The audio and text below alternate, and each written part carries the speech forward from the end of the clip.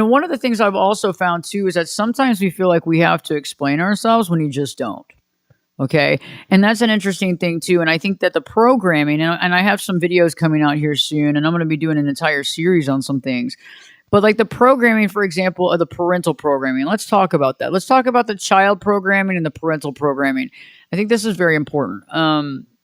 We have a thought process in our head of what parents are, what they do, what makes a good parent.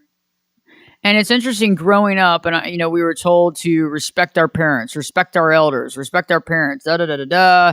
And it's interesting because what happens though, let's say if a parent is not being a parent, let's say that a parent instead is being mean, maybe aggressive, maybe narcissistic in nature, uncaring, says hateful things, right? If that's the case and you're dealing with that type of situation, we have to begin to understand the parental programming that's in our own mind.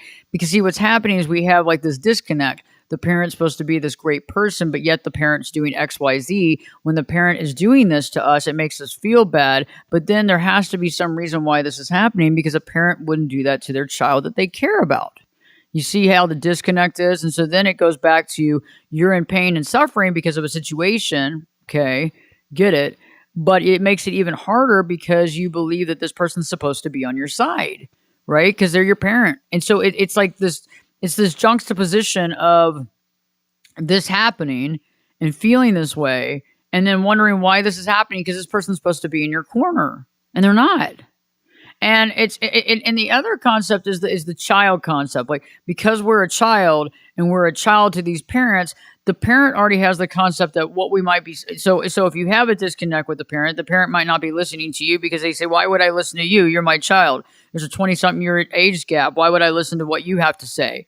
On the other side too, as a child and as that programming, we might feel smaller than, lesser than, okay?